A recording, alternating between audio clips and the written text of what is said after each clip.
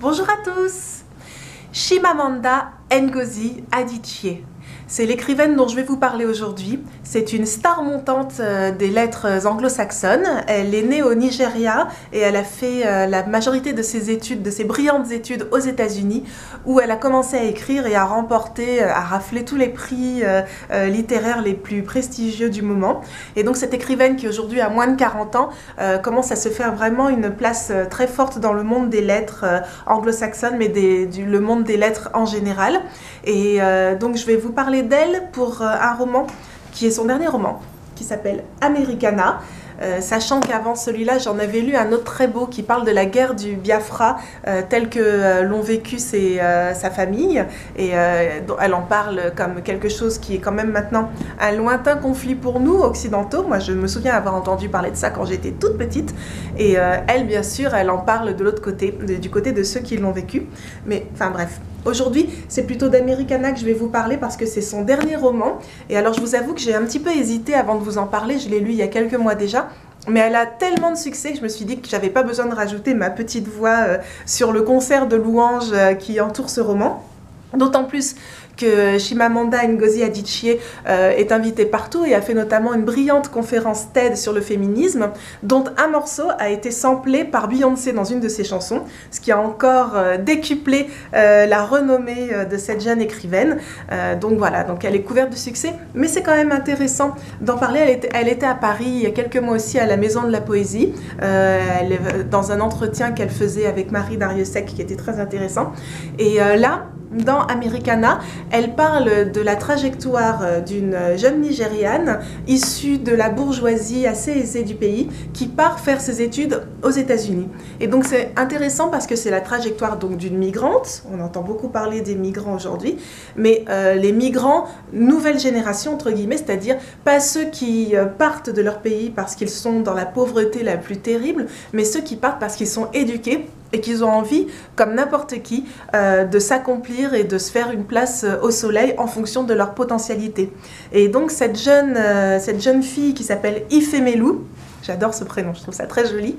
Ifemelu, donc, quitte son Nigeria natal pour aller faire ses études aux États-Unis et finalement rencontre le succès de façon inattendue parce qu'elle écrit un blog sur Internet où elle raconte un petit peu son expérience et la façon dont les gens la voient aux États-Unis, toutes les réflexions qu'elle a sur, évidemment, le fait d'être une migrante aux États-Unis, mais aussi le fait d'être une jeune femme noire dans ce monde, dans cet immense pays plein de contradictions que sont les États-Unis.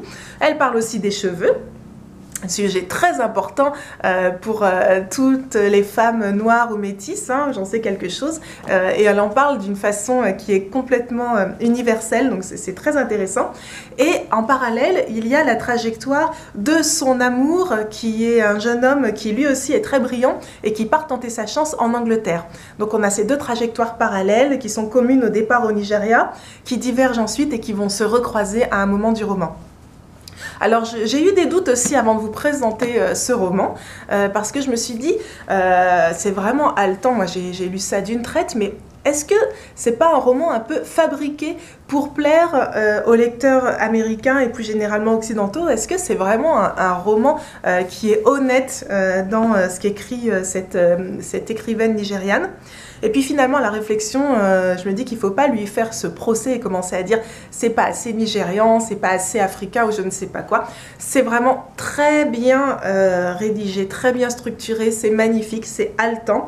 Et je crois que c'est vraiment une parole sincère et talentueuse de cette écrivaine qui c'est vraiment ce qu'on appelle un page turner en anglais, c'est-à-dire qu'une fois qu'on le commence, on ne le lâche plus. Et c'est à la fois drôle, très lucide, fin, intelligent, et puis il y a cette histoire d'amour qui effectivement est le côté un petit peu accrocheur du roman, mais finalement il faut pas bouder son plaisir, c'est très bien écrit et ça a une portée vraiment universelle qui est magnifique.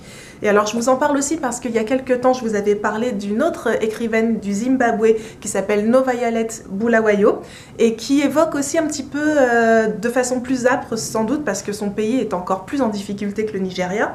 Elle évoque aussi ce départ de migrants vers les États-Unis et donc leur point de vue de jeunes gens modernes dans cette Amérique qui les accueille mais qui les regarde évidemment en même temps avec l'œil de l'altérité.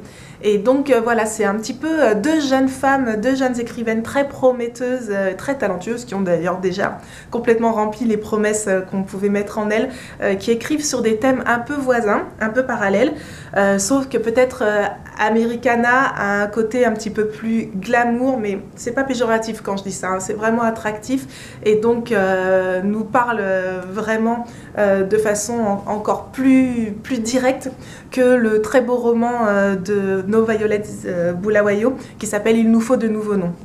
Donc voilà, vraiment à suivre. Chimamanda, bon, c'est une star, maintenant vous trouverez facilement des choses sur elle sur internet. C'est vraiment très beau, haletant. Lisez-le vraiment pour découvrir un petit peu le point de vue de ces migrants de seconde génération qui ne viennent plus forcément parce qu'ils sont en haillons et qui viennent au contraire parce qu'ils ont une force, une vitalité, une intelligence et une volonté de s'affirmer qui est aussi forte que partout ailleurs et qui sont une richesse bien sûr qu'il faut saisir pour les pays d'accueil. À bon entendeur, salut, ça c'est par rapport à ce qui se passe évidemment en ce moment avec d'autres migrants qui fuient les guerres et les conflits dans leur pays. Voilà, je vous dis à très bientôt pour une nouvelle chronique. Ciao!